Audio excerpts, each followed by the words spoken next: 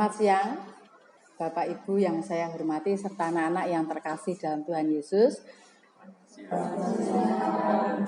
Pada kesempatan yang baik ini, saya mengucapkan terima kasih atas waktu yang diberikan kepada saya untuk bisa berbagi tentang aset sekolah. Nah, sebelum kita mulai kegiatan kita pada siang hari ini, saya mohon Pak Cahyo untuk pimpin dalam doa. Mari bersama-sama kita mohon berkat Tuhan melalui doa. Demi nama Bapa dan Putra dan Roh Kudus. Amin. Tuhan Allah Bapa kami yang di surga, Allah sumber kasih, Allah sumber belas kasihan dalam hidup kami, Allah sumber berkat dalam kehidupan kami. Sungguh ya Tuhan, kami menyatakan syukur semuanya Engkau Tuhan yang memberikan kebaikan demi kebaikan pada setiap hari, pada setiap kami, hari lepas hari. Terlebih saat ini ya Tuhan, Engkau sudah kumpulkan kami bersama-sama di tempat ini. Kami bersama-sama hendak memulai kegiatan pembelajaran kami. Kami hendak mulai pertemuan kami, pembicaraan kami, diskusi kami. Kiranya Roh Kudus-Mu menaungi, memimpin jalannya kegiatan kami dari awal sampai akhirnya. Engkau saja Tuhan yang berkenan memimpin, memberkati, memberikan kelancaran, sehingga semuanya boleh mendatangkan berkat. Terima kasih ya Tuhan Yesus, demi nama-Mu kami bersyukur. Amin. Kemuliaan padalah Bapa dan Putra dan Roh Kudus. Demi nama Bapa dan Putra dan Roh Kudus. Amin. Terima kasih Pak Cahyo yang sudah membuka kegiatan kita pada siang hari ini.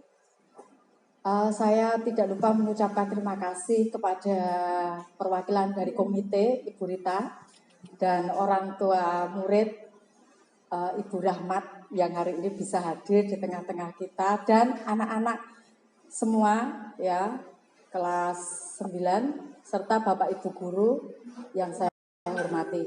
Pada kesempatan ini, pada siang hari ini kita akan melihat aset atau kekuatan atau sumber daya yang dimiliki oleh sekolah kita. Kita akan melihat satu persatu. Ya, kelihatan. Nah ini, sebagai sebuah komunitas, sekolah dapat memanfaatkan sumber daya yang dimilikinya sama seperti komunitas pada umumnya. Ya, duduknya boleh menghadap ke situ ya. Pemanfaatan sumber daya yang dimiliki sekolah dapat memanfaatkan konsep yang digunakan pada pendekatan pengembangan komunitas berbasis aset. Kita dapat meminjam kerangka dari Green dan Haynes tahun 2016 yang memetakan 7 aset utama atau di dalam buku ini disebut sebagai modal utama. Ya. 7 modal utama ini merupakan salah satu alat yang dapat membantu menemukan sumber daya yang menjadi aset sekolah. Dalam pemanfaatannya, ketujuh aset ini dapat saling beririsan satu sama lain. Misalnya modal budaya dapat beririsan dengan modal agama. Ya. Selengkapnya kita akan bahas ini satu persatu. Jadi sekolah kita ini sebenarnya sudah memiliki modal ya atau aset yang nantinya bisa kita kembangkan untuk memajukan sekolah kita sendiri. Ya, yang pertama adalah modal manusia. Ya, modal manusia. Sumber daya manusia yang berkualitas, investasi pada sumber daya manusia menjadi sangat penting yang berhubungan dengan kesehatan, pendidikan, kesejahteraan, dan harga diri seseorang. Nah, pemetaan modal atau aset individu merupakan kegiatan menginventaris ya, pengetahuan, kecerdasan, dan keterampilan yang dimiliki setiap warganya dalam sebuah komunitas. Atau dengan kata lain, inventarisasi perorangan dapat dikelompokkan berdasarkan sesuatu yang berhubungan dengan hati, tangan, dan kepala. Nah, pendekatan lain atau pengelompokan aset atau modal ini dengan melihat kecakapan seseorang yang berhubungan dengan kemasyarakatan. Contohnya kecakapan memimpin sekelompok orang dan kecakapan seseorang berkomunikasi dengan berbagai kelompok. Nah, kecakapan yang berhubungan dengan kewirausahaan. Contohnya kecakapan dalam mengelola usaha, pemasaran, dan negosiasi. Kecakapan yang berhubungan dengan seni budaya, contohnya kerajinan tangan, menari, bermain teater, dan bermain musik. Nah, dalam modal manusia ini kita akan menggali dulu. Di sekolah kita, di SMP Mater Alma ini kita mesti ada modal manusia. Kita semua manusia yang berkualitas, yang bisa mendukung perkembangan sekolah kita. Nah, ini kita langsung bahas satu-satu. Ya, langsung bahas satu-satu dan silahkan Bapak Ibu atau anak-anak yang ingin memberikan pendapatnya tentang modal manusia ini, silahkan saya berikan kesempatan. Untuk modal manusia tentu ada satu kepala sekolah, ya, ada kepala sekolah. Lalu ada apa lagi? Pak Cahyo mau berpendapat, Pak? Nanti, Bu. Oh, nanti. Bu Rita kelihatannya. Ya, jadi manusia ini, modal manusia di sekolah kita memiliki modal, yaitu kepala sekolah, guru, karyawan, murid, dan orang tua, komite maksudnya, serta lingkungan sumber daya manusia yang ada di lingkungan sekolah kita. Guru yang memiliki kompetensi atau sesuai dengan bidangnya mengajar, kita semua sudah ada ya Pak, lengkap ya? Sudah lengkap. Nah, ini merupakan modal untuk kita, bagaimana nanti kita akan mengembangkan di dalam kegiatan di sekolah kita, dan orang tua murid juga akan mendukung, berkolaborasi dengan kita, karena orang tua memiliki pekerjaan yang berbeda-beda, gitu. Mungkin di sini ada yang ingin menyampaikan dulu, monggo Bu Rita, kami persilahkan. Belum saya. Oh belum, oke. Baik. Untuk modal manusia ini sudah jelas ya, sudah jelas. Kita memiliki murid lengkap ya, kelas 7, 8, 9. Kita memiliki guru yang sesuai dengan jurusan masing-masing di mata pelajarannya, ya. Dan anak-anak yang kreatif, yang memiliki bakat minat, tidak ada yang sama. Itu juga merupakan aset. Contohnya ketika kita mengikuti lomba, kan ada lomba di bidang seni, ada yang bidang sains, ya, ada bidang bahasa. Nah, itu menunjukkan bahwa sebenarnya kita ini kaya di bagian modal manusia. Bisa kita lanjut atau oh ya, monggo Bu. Berarti kalau modal manusia termasuk wali murid. Ya. Berarti wali murid kalau wali murid ada sini ada pedagang, nakes, petani, itu bisa menjadi narasumber untuk demonstrasikan atau ya Bu ya. Kalau bekerjasama dengan wali murid. Bisa Bu. Jadi nanti kita cara mengajak kolaborasi, misalnya ini ada kita membutuhkan kewirausahaan. Nah, ada orang tua yang jadi pengusaha. Nah, kita undang sebagai tamu untuk narasumber membagikan ilmunya. Bagaimana orang tua murid itu mengelola usahanya dan berhasil. Seperti itu. Ya, terima kasih Bu Rita. Ada lagi nggih? Monggo Bu Boni. Jadi berarti narasumber yang menghubungi kayak yang sumbernya kerja manusia dari guru tadi. Ya. Tadi kan tidak hanya pelajaran dulu, karena ya. setiap guru juga mempunyai bakat masing-masing. Ya, betul. Ya, Setuju. Modal manusia. Ya, betul. Modal. Berarti intinya guru yang memiliki keterampilan di luar mata pelajaran ya. Misalnya Bu Boni pinter Taiter, ya. Pak Cahyo pinter basket ya Pak. Khotbah. Ya pinter khotbah. Mungkin ada misalnya Pak Nuk, ya, selain mengajar IPS, Pak Nuk juga terampil ketika membuat kopi, ya. Ini ternyata kita kaya ya, ternyata kita sangat kaya seperti itu. Ada yang ingin disampaikan lagi hubungannya dengan modal manusia? Ya Bu, mungkin saya menambahkan ya. Jadi yang namanya modal manusia itu ya hubungannya sama keanekaragaman. Yeah.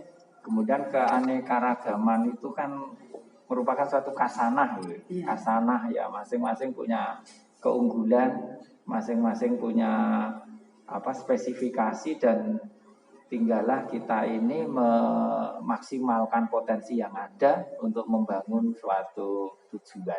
Gitu Bu Dari.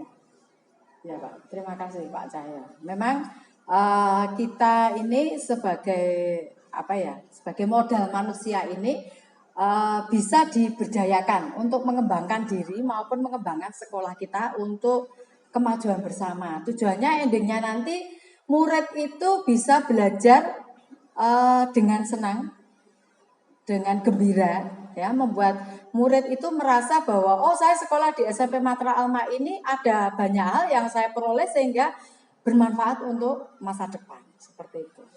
Jadi, kalau tidak ada tambahan dari modal manusia, kita lanjutkan modal yang lain, modal sosial. Nah, modal sosial ini dimaknai sebagai norma atau aturan, ya, yang mengikat warga masyarakat yang ada di dalamnya dan mengatur pola perilaku warga, juga unsur kepercayaan atau trust, ya, dan jaringan networking antara unsur yang ada di dalam komunitas atau masyarakat.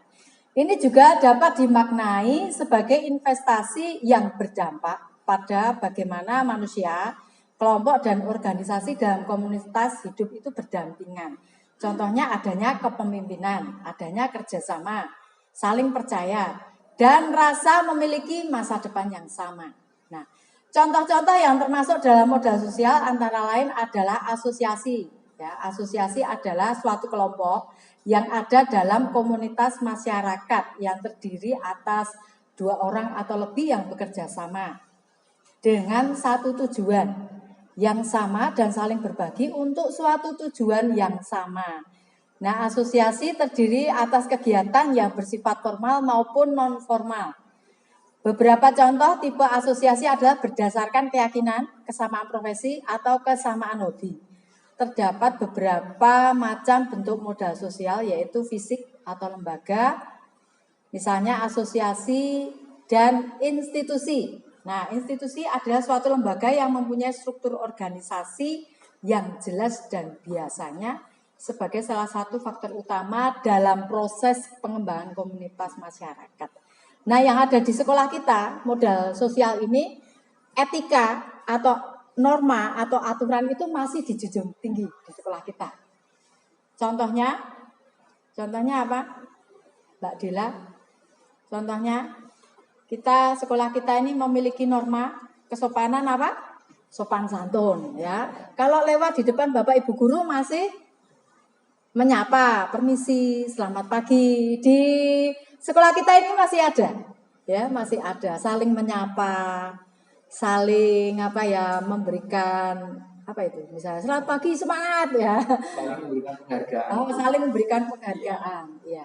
Kalau untuk yang lain, misalnya asosiasi yang di luar ini kita punya apa ya, Pak?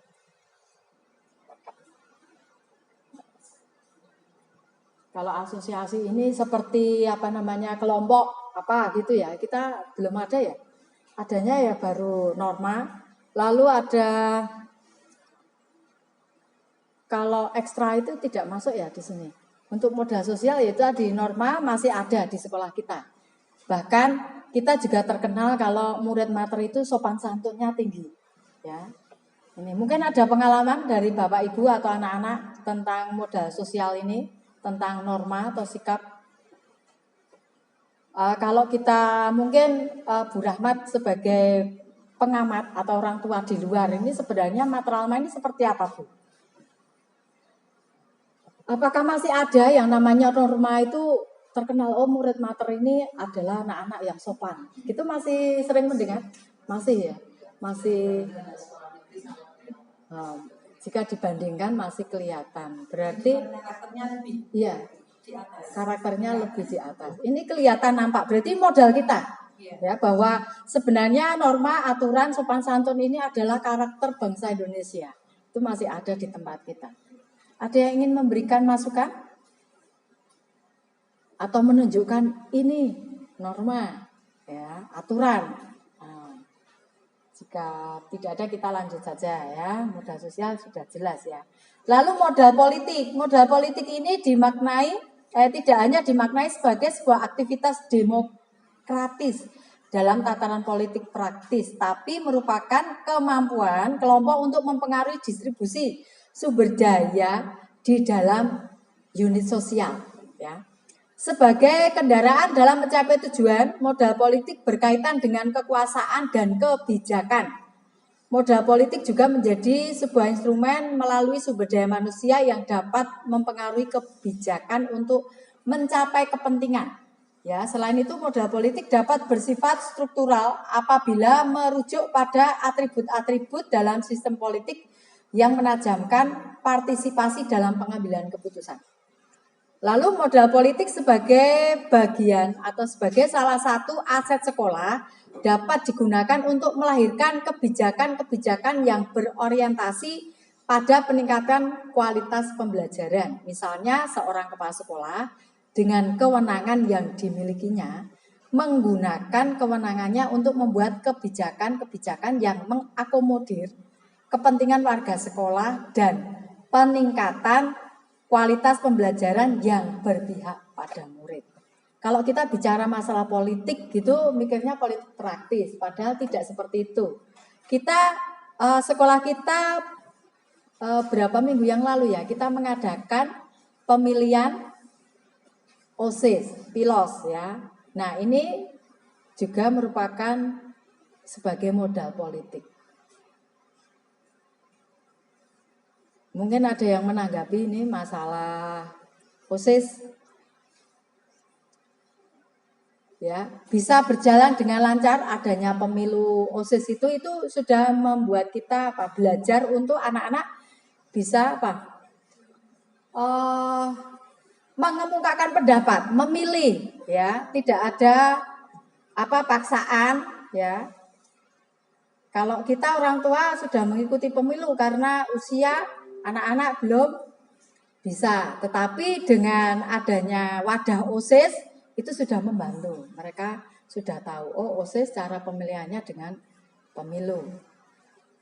Seperti itu. Selain OSIS, ya modal politik itu adalah adanya kebijakan.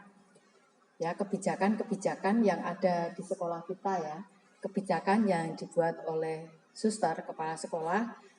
Misalnya ketika ada kepanitiaan itu ada SK ya Pak, ada SK.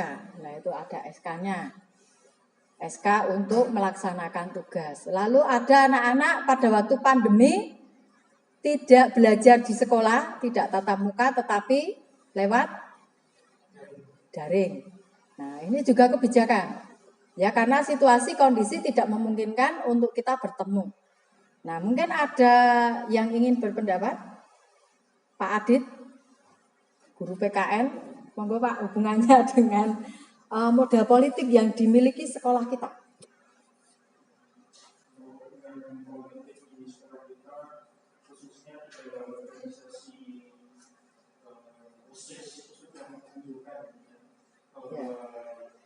Pesta demokrasi itu dilaksanakan di SMP ini. Dari situ anak-anak belajar untuk mempersiapkan besok ketika sudah berumur 17 tahun, kemudian memiliki hak untuk berpendapat dalam pesta demokrasi, itu sudah tidak kaget melalui visi yang disampaikan oleh calon-calon OSIS kemarin.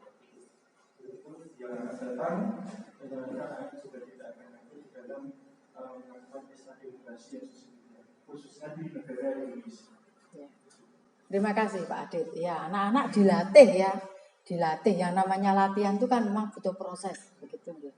Nah, itu tadi. Jadi modal politik yang kita miliki itu misalnya ada tadi ya, pemilu OSIS, lalu OSIS dilibatkan adanya keputusan kepala sekolah, adanya kegiatan-kegiatan yang dilaksanakan itu adalah modal politik. Kebijakan kepala sekolah itu mempengaruhi bagaimana sekolah ini berjalan. Seperti itu. Kita lanjutkan untuk modal agama dan budaya. Nah, agama merupakan suatu sistem berperilaku yang mendasar dan berfungsi untuk mengintegrasikan perilaku individu di dalam sebuah komunitas, baik perilaku lahiriah maupun simbolik. Agama menuntut terbentuknya moral sosial yang bukan hanya kepercayaan, tetapi juga perilaku atau amalan. Kebudayaan merujuk pada hasil cipta dan karya manusia yang unik, yang lahir dari serangkaian ide, gagasan, norma, perilaku suatu benda. Modal budaya dijelaskan dari 3 hal, yaitu keadaan yang melekat dan mewujud seperti nilai dan tradisi yang dianut dan berkembang dalam masyarakat. Keadaan konkret, hasil cipta dan karya seperti lukisan, buku, mesin, kerajinan tangan, dan semua benda yang dihasilkan oleh manusia sebagai bentuk kreativitas dan sebuah bentuk yang dapat dipelajari melalui kualifikasi akademik, yaitu sekolah. Nah, identifikasi dan pemetaan modal budaya dan agama merupakan langkah yang sangat penting untuk melihat keberadaan kegiatan dan ritual kebudayaan dan keagamaan dalam suatu komunitas, termasuk kelembagaan dan tokoh-tokoh yang berperan langsung atau tidak langsung di dalamnya. Nah, sangat penting kita mengetahui sejauh mana keberadaan ritual keagamaan dan kebudayaan yang ada di masyarakat serta pola relasi yang tercipta di antaranya dan selanjutnya bisa dimanfaatkan sebagai peluang untuk menunjang pengembangan perencanaan dan kegiatan bersama. Nah, dalam modal agama dan budaya, kita semua di sekolah ini menganut agama, ya. Dan sekolah kita itu dalam naungan Yayasan Maksudirini itu memiliki agama, ya. Agama yang paling mendominasi adalah Katolik. Nah, itu ciri khas kita. Ya, ciri khas kita, tetapi tidak menutup kemungkinan bahwa kita bisa berbagi dengan agama yang lain. Nah, sekolah kita punya kurikulum agama, ada ya Pak, pendidikan agama sudah masuk. Nah, ini. Selain itu ada budaya apa lagi yang bisa kita lihat? Kita memiliki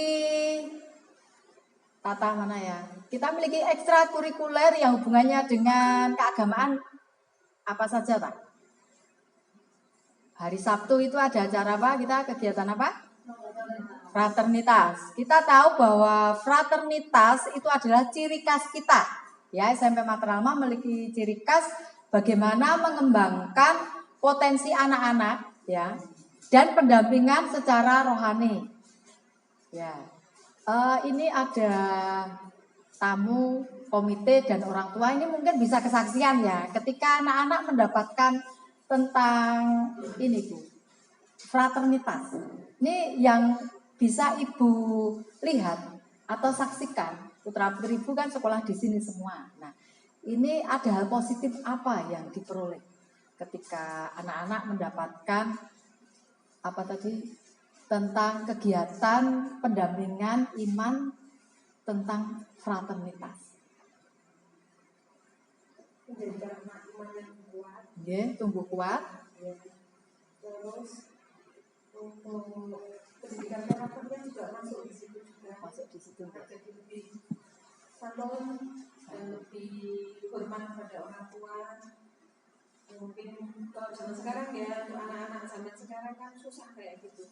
Mungkin dengan adanya fraternitas seperti itu yang diadakan rutin setiap hari Sabtu akan membentuk sifat anak lebih bagus. Ya, terima kasih. Ini kesaksian dari Bu Komite ya, Ketua Komite kita. Nah, kalau dari Bu Rahmat sendiri ada Bu melihat perkembangan? Oh, sudah diwakili, sama ya berarti ya. Memang ada hal positif yang diperoleh lah. Sekarang dari anak-anak sendiri. Ya, anak-anak ini ada berempat. Ini silakan yang mau menurut kalian fraternitas ini tetap mau diperjuangkan atau mau ditingkat atau seperti apa? Ada yang mau berpendapat? Silakan Aurel, boleh berdiri Nak. Tentang fraternitas, menurutmu ini ada hal positif yang kamu dapat? Jadi fraternitas ini sebagai modal mahasiswa untuk berkomunikasi dengan sesama. Jadi ada kedekatan satu sama lain. Selain itu juga meningkatkan hubungan antara guru sama siswa. Jadi kan saling berkontribusi antara pendapat. Ya. Terus secara kehidupan kalian ya sebagai murid, adanya fraternitas ini, kamu dapat belajar apa di sana? Selain berkolaborasi tadi. Di fraternitas terdapat tema tersendiri, Bu. Jadi setiap Sabtu minggunya itu ada tema-tema tersendiri, yaitu contohnya tentang kasih, tentang pengharapan, dan tentang banyak hal positif yang kami lakukan. Ya, tepuk tangan. Ini anak-anak, ya silakan duduk Mas. Anak-anak yang berpendapat dalam artian yang sebagai murid, sebagai apa ya, yang menerima pembelajaran itu ternyata ada manfaatnya, membuat mereka bisa berkolaborasi, tentu saja juga percaya diri ya, disuruh mimpin di depan banyak anak, banyak teman, ya ini. Nah dari pembimbingnya sendiri, ini kan pembimbingnya itu Bu Boni sama Miss Lilin. Nah kira-kira sejauh ini ketika apa namanya modal agama ya dalam pendampingan murid secara keimanan ini, dari perjalanan waktu ini apa yang ingin dikembangkan seperti itu? Monggo siapa dulu? Yang ingin dikembangkan itu kerja pada nilai-nilai masing-masing Ya. Cara mencintai sesama, mencintai alam itu diwujudkan dengan nilai-nilai karakter di di situ ada sisi positif dan negatifnya. Anak-anak diajak untuk merenungkan ya, kalau melakukan yang positif itu dampaknya apa, kalau yang negatif dampaknya apa, sehingga mereka bisa meminimalisir hal-hal negatif yang biasanya mereka lakukan. Ada tambahan Bu? Jadi selain anak-anak memimpin sendiri nih ya Bu ya. Nah otomatis kan mereka mencari materinya sendiri. Nah dari materi-materi yang mereka cari sendiri, otomatis kan mereka sambil membaca, sambil mengingat-ingat. Akhirnya ketika nanti setiap anak memiliki pola-pola energi sendiri tadi, akhirnya mereka saling melengkapi dengan kebiasaan yang mereka tidak sengaja. Oh iya, kan kalau anak gini ya, kalau misalnya kita putus asa harusnya seperti ini, jadi bisa saling mengingatkan satu sama lainnya seperti itu.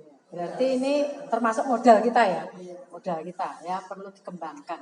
Nah, Bapak Ibu yang saya hormati, untuk apa namanya dari modal agama, selain tadi ada kegiatan fraternitas, kita juga memiliki agama. Selain itu dekat kita juga memiliki tokoh agama. Ya, tokoh agama yang di dekat kita ini suster ya dekatnya. Selain itu ada Romo ya, kita dekat paroki Santo Yusuf. Ini juga merupakan modal untuk kita harapannya dengan kita memiliki modal agama dan budaya ini sekolah semakin berkembang seperti itu. Bisa kita lanjutkan atau ada yang ingin berikan masukan? Ingin berpendapat? Mau berpendapat sekarang atau nanti Pak? Nanti Bu, berpendapat. Baik. Ya, sekarang modal fisik ya terdiri dari 2 kelompok. Bangunan yang bisa digunakan untuk kelas atau lokasi melakukan proses pembelajaran.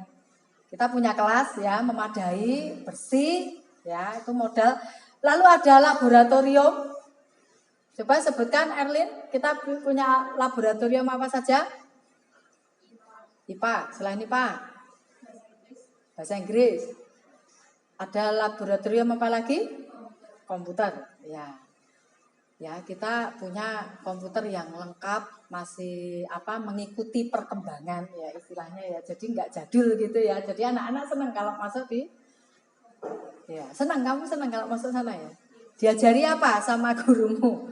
Atau sama Mas Santo diajari apa? Membuat apa? Brosur, ya, poster. Itu ya, senang ya. Nah, hubungannya dengan tadi ya, fraternitas tadi kita juga punya modal itu anak-anak bisa mengikuti perkembangan karena tadi dilakukan secara daring. Ya, anak-anak menggunakan daring ini jadi tahu bagaimana menggunakan Zoom ya dan sebagainya. Lalu selain itu juga ada infrastruktur atau sarana dan prasarana, mulai dari saluran pembuangan, lalu sistem air, ya, mesin, kita pakai artesis ya, jalan, jalur komunikasi, sarana pendukung pembelajaran, alat transportasi, dan lain-lain. Kalau alat transportasi kita belum ada ya. Nah, kita masih pakai transportasi umum untuk menuju ke sekolah kita. Nah, untuk selain lab, tadi kita ada kelas. Lalu ada apa lagi itu? Ruang audio. Ya. Nah, yang jarang dimiliki sekolah lain adalah lapangan basket. Ya, sekolah kita terkenal adanya lapangan yang bisa memadai untuk latihan, karena banyak sekolah yang tidak punya di daerah Ambarawa ini ya minim begitu. Kalau mau latihan harus pindah tempat. Nah, tapi kita bersyukur memiliki modal fisik yang sudah lumayan, sudah cukup baik menurut saya. Kelasnya juga bersih, ya. Lalu mungkin ada yang bisa menceritakan bagaimana modal fisik kita. Anak-anak boleh berpendapat ya. Boleh, kalau mau berpendapat boleh ya. Ada yang mau berpendapat? Sudah jelas ya, kita sudah jelas punya modal fisik yang luar biasa. Nah, lalu ini kita lanjutkan. Modal lingkungan atau alam. Nah, ini ya, bisa berupa potensi yang belum diolah dan mempunyai nilai ekonomi yang tinggi dalam upaya pelestarian alam dan juga kenyamanan hidup. Modal lingkungan terdiri dari bumi, air, udara yang bersih, laut, taman, danau, sungai, tumbuhan, hewan, dan sebagainya. Kita punya apa? Air yang bersih, udara yang bersih, apalagi kita jauh dari kebisingan. Ya, sekolah ini ternyata ada kemarin murid tuh bilang, saya tuh senang sekolah di Mater karena tidak bising, karena nyaman, aman, ya aman dari jalan raya. Ya, kita sendiri tahu di lingkungan kita banyak taman. Ya, anak-anak senang, sangat senang ya. Udaranya juga sejuk, ya. Kalau kalian ada tugas untuk diskusi kelompok, kalian pasti pilih tempat di luar. Kenapa? Sejuk, nyaman, ya. Ya nyaman karena kita semua berkolaborasi untuk merawat, ya. Kalau danau kita nggak punya, oh ada namanya apa itu? Kolam, kolam ikan, ya kolam ikan. Nah tumbuhan banyak, ya tumbuhan yang menghasilkan juga ada, yaitu pete, ada apa lagi pisang, lemon, ya jeruk lemon, alpukat, mangga, kaya, ya kelengkeng. Ternyata kita kaya, ya lingkungannya juga bersih indah. Lalu tanah untuk berkebun. Danau atau empang, kalau danau, empang atau beternak kita belum punya, ya. Semua hasil dari pohon seperti kayu, buah, bambu, dan material bangunan yang bisa digunakan kembali. Bahkan kita bisa memanfaatkan tanaman yang ada di lingkungan kita untuk apa kemarin P5? Untuk apa? Membuat batik dengan pewarna alam. Ini juga salah satu potensi ya. Potensi yang kita gali karena apa? Mungkin yang namanya pohon mangga itu di mana-mana banyak, pohon alpukat di mana-mana banyak, tapi jarang dimanfaatkan. Tapi anak-anak sudah mencoba untuk memanfaatkan. Nah, ini luar biasa ya. Ini sekarang modal terakhir.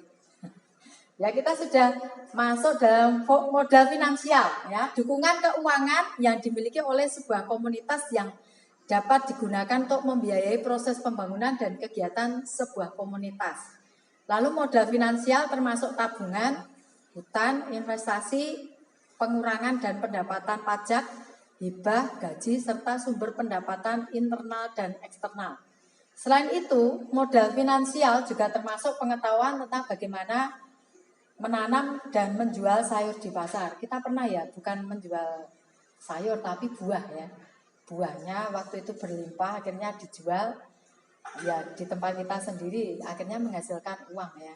Nah, kita juga akan mengusahakan yang namanya usaha kecil. Lah nanti kami tetap butuh dukungan komite dan orang tua murid. Bagaimana supaya potensi kita ini bisa menghasilkan sesuatu yang bernilai seperti itu, Bu Rita dan Bu Rahmat.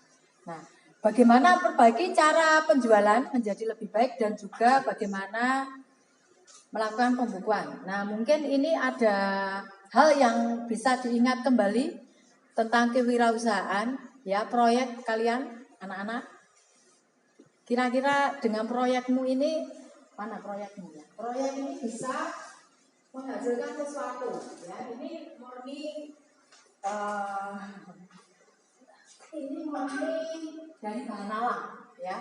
Dan ini itu kalau dijual mahal. Nah, nanti proyek kita, ya, kita bisa bekerja sama dengan orang tua kita, ya, dengan komite.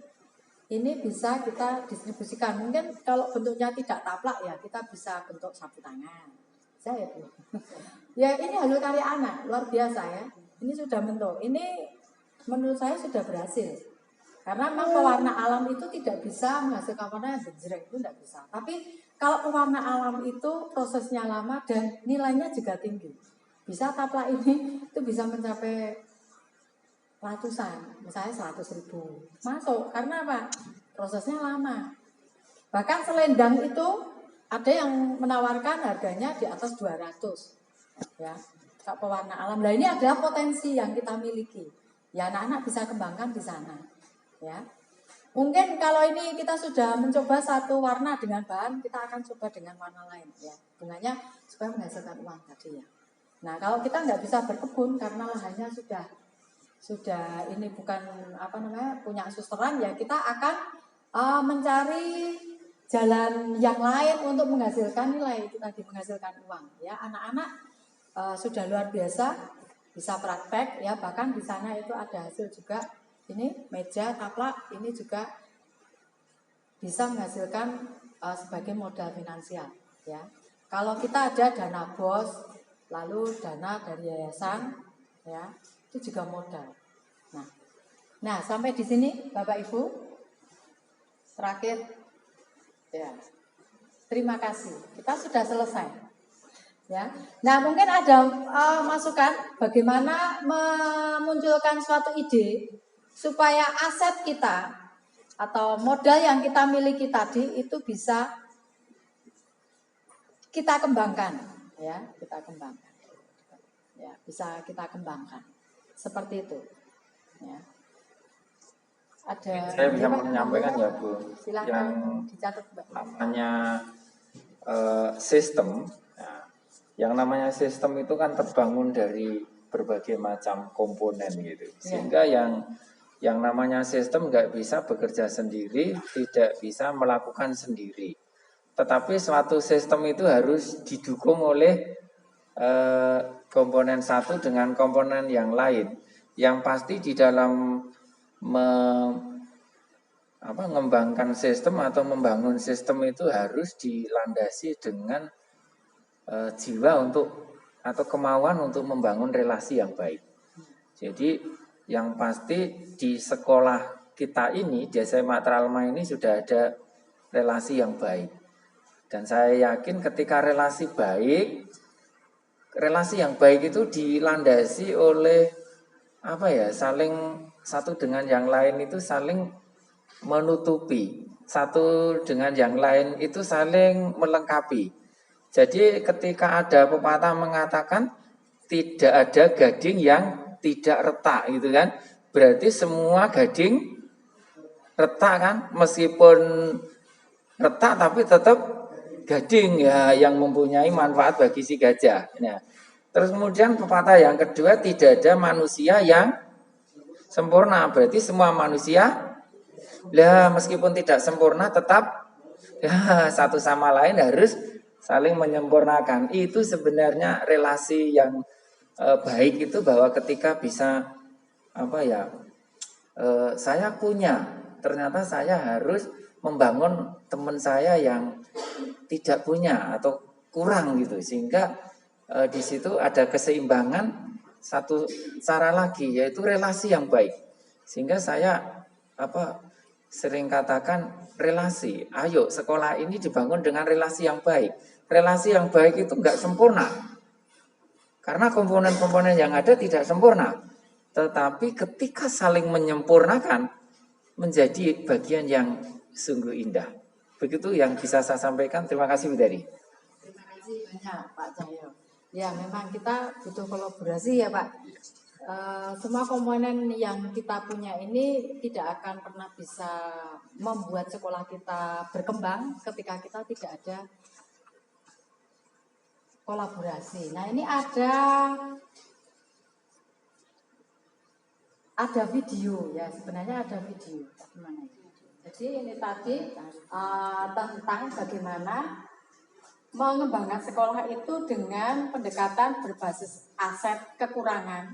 Ya, kekurangan itu sekolah kita tidak punya ini itu akhirnya tidak berjalan. Ya, tapi bagaimana menggunakan di sisi lain bagaimana menggunakan aset yang ada itu untuk mengembangkan sekolah. Jadi misalnya kita punya sesuatu yang minim, yang sedikit, tapi bagaimana kita gunakan itu supaya sekolah kita bisa maju. Seperti itu. Baik Bapak Ibu yang saya hormati, sudah di penghujung ya, sudah selesai kegiatan kita pada siang hari ini. Saya mengucapkan terima kasih kepada suster dan Bapak Ibu guru yang sudah memberikan kesempatan kepada saya untuk bisa membahas tentang aset. Ya, kita kedepannya ingin menindaklanjuti bagaimana aset yang kita miliki. Kita akan berkolaborasi dengan komite orang tua dan juga kita semua seperti yang dikatakan Pak Cahyo tadi bahwa kita butuh kolaborasi bagaimana mengemas sesuatu, bagaimana membuat sesuatu ini untuk kemajuan sekolah kita. Semoga pertemuan kita pada siang hari ini ada manfaatnya dan bagaimana kita mulai memiliki PR, ya PR bagaimana SMP Mater Alma ini bisa berkembang lebih lagi daripada hari ini supaya murid kita bisa belajar dengan senang dan apa yang menjadi kebutuhan mereka terjawab oleh sekolahan kita. Seperti itu. Terima kasih banyak untuk waktunya. Mungkin sebelum kita tutup ada hal yang ingin disampaikan dari Bapak Ibu semua atau anak-anak. Bisa kami persilahkan. Kalau tidak ada, kita akan tutup lagi. Oke, terima kasih. Ya, semuanya saja kita mengucapkan terima kasih. Beri aplaus yang meriah untuk Bidari. Ya, oke. Tepuk meriah. Terima kasih Bidari sudah menggunakan waktu yang efektif, efisien begitu. Dalam waktu 45 menit sudah semuanya sudah bisa terlewati dengan baik. Dan ini menjadi pembelajaran bagi kita. Mari yang sudah ada di sini kita tingkatkan. Yang kurang kita jangan lihat dari kurangnya, tapi mari kita lihat dari ketika kita punya kelebihan, melihat orang lain kurang itu senang. Kenapa? Karena ketika kita lebih, berarti orang lain yang kurang itu dipenuhi dari kita. Inilah masa SMP Mater Alma yang mempunyai kelebihan. Saya tidak bisa melihat SMP Mater Alma punya kelemahan. Tapi SMP Mater Alma punya kelebihan. Dan harapannya kelebihan SMP Mater Alma menutupi yang kurang-kurang. Amin Bapak Ibu semuanya. Kita akan menutup dalam doa. Kita akan mohon pimpinan Tuhan untuk langkah kita, untuk perjalanan pulang kita, dan terlebih perjalanan hidup kita. Sekaligus kita juga mohon berkat untuk PPGB. Akan saya bacakan untuk PPGB. Demi nama Bapa dan Putra dan Roh Kudus. Amin. Ya Tuhan, kami mengucap syukur ya Tuhan ketika kasih penyertaan-Mu yang sempurna menyempurnakan hidup kami. Kami menyadari kami tidak sempurna, namun kasih-Mu yang sempurna memampukan kami, memberikan kekuatan kepada kami untuk melakukan yang terbaik. Terima kasih untuk pertemuan kami, untuk pembelajaran kami dari awal sampai akhirnya. Semuanya boleh mendatangkan berkat bagi kami. Kami saat ini juga menyerahkan untuk perjalanan pulang kami masing-masing. Kiranya Roh Kudus mengantar perjalanan kami selamat sampai di rumah, bertemu dengan keluarga kami.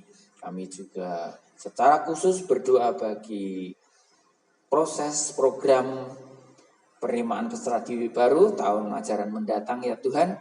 Kiranya Engkau yang memberkati, Engkau yang mencukupkan semuanya. Amin.